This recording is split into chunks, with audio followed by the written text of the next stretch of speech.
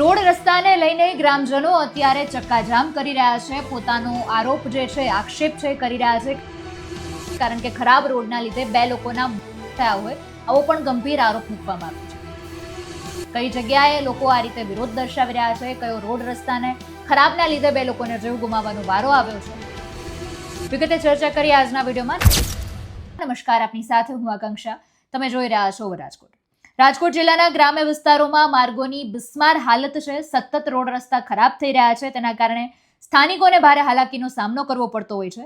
ત્યારે રાજકોટના બેડી અને હડમતિયા ગામ વચ્ચેનો જે મુખ્ય રસ્તો જે છે, લાંબા સમયથી અત્યંત ખરાબ હાલતમાં છે અને અહીંથી પસાર થતા વાહન ચાલકો અને સ્થાનિક ગ્રામજનોને ખૂબ વધારે મુશ્કેલીનો સામનો કરવો પડે છે અને એટલા માટે જ ઠેર ઠેર પડેલા મોટા ખાડા, ઉડતી ધૂળ, એમની રોજિંદી જે અવરજવર છે તેના ખૂબ હાલાકીનો તેમને સામનો કરવો પડે છે।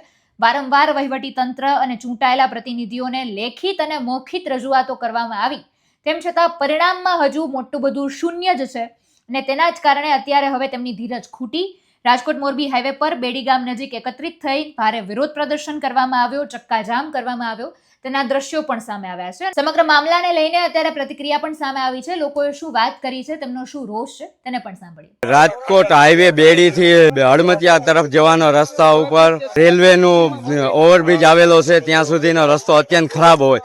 અનેક વખત જિલ્લા પંચાયત આરએનબીમાં રજૂઆત કરવા છતાં કોઈ નિર્ણય ન આવતા આજે ના છૂટકે રસ્તા રોકો આંદોલન કરવાની ફરજ પડી છે। સ્વયંભૂ ખોરાણા, રાજગીર, હડમતિયા અને બેડીના સહિતના લોકોએ આજે ના છૂટકે રસ્તો રોકો આંદોલન કરવાની ફરજ પાડી। રોડ ઉપર અત્યંત ખાડા છે, એક્સિડન્ટ એટલા થાય છે, 4 દિવસની અંદર 2 જણાના એક્સિડન્ટ થવામાં થયા છે, પણ છતાં કોઈ આરએનબી વાળા કે જિલ્લા પંચાયતના સ્ટાફ ન આવતા અને રજૂઆત કરતા ન છૂટકે આજે અમે રસ્તા આંદોલન કર્યું છે। અત્યારે અહીંયા સ્વયંભૂ આપ જોઈ શકો છો, 500 લોકોની આસપાસ અહીંયા હાજર છે। રજૂઆત જિલ્લા પંચાયતમાં કરી હતી, આરએનબીમાં કરી હતી। આરએનબીના અધિકારીઓ એમ કીધું અત્યારે રસ્તા રોકો આંદોલન હિસાબે તો કે અમે આવી છીએ, એનો નિર્ણય આવી જાય તો અમને રસ્તા અમે ખુલ્લો કરી દેવા મંજૂર છે।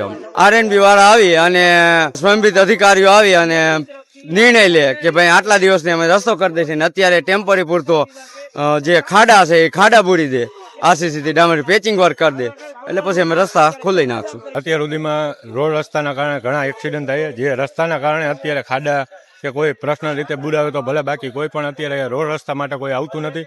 આની પહેલા જ્યારે એક્સિડન્ટ થયા ત્યારે કેટલાયના જીવ પણ જાય, કેટલાય હોસ્પિટલના લીધે કોઈના ઘર પણ બરબાદ થઈ જાય। કોઈ પણ અત્યારે એવી પોઝિશનમાં નથી કે જે હોસ્પિટલના ખર્ચા નહીં ઉપાડી શકે। કોઈના નાના બાળકો, કોઈ વડીલો, કોઈ પણ અકસ્માતમાં કાંઈ પણ થાય તો એની જવાબદારી કોની રહેશે? સમસ્યામાં રોડ રસ્તાના લીધે ઘણા એક્સિડન્ટ થાય, કેટલાય સ્લીપો થાય, કેટલાય ખાડાના લીધે ટુ વ્હીલરમાંથી સાઈડમાં વહી જઈએ। આના કારણે કોઈ હમો એક્સિડન્ટ થવાની શક્યતા વધારે છે। રજૂઆત તો અત્યારે બધી જગ્યાએ કરેલી જ છે। એવામાં તો હવે એ રસ્તાનું વહેલી તકે નિરાકરણ કરે તો ભલે, નકર હવે એની રીતે કરે। અમારે ખાલી એટલી જ માંગે કે રસ્તા વહેલી તકે સારા થઈ જાય તો કોઈ એક્સિડન્ટ, કોઈ નાના બાળકોના કોઈના જીવ ન જાય। ચોમાસું નજીક આવી રહ્યું તે પહેલા જો રસ્તા કરે તો ઠીક છે, નકર ચોમાસામાં તો એક્સિડન્ટ થવાના ભયનક ચાન્સ રહે છે। એટલે આમ તો રોડ રસ્તાનો મુદ્દો કોઈ એક રોડ રસ્તાનો નથી। હમણાં જ ખબર છે આપણને, થોડો ઘણો વરસાદ પડશે ને રોડ રસ્તાઓના મામલાઓ સામે આવી જશે, મસ્ત મોટા ખાડાઓ પડી જશે અને ઘણીવાર એવા પણ કિસ્સાઓ સાંભળવા મળે કે ખાડામાં કોઈને અકસ્માત નડે અને તેના કારણે વ્યક્તિનો જીવ પણ જતો રહે અને એના જ કારણે રોડ રસ્તાનો ખૂબ ગંભીર મુદ્દો હવે બની ગયો છે। સમગ્ર મામલાને લઈને શું કાર્યવાહી કરવામાં આવે છે એ જોવાનું રહ્યું। નમસ્કાર।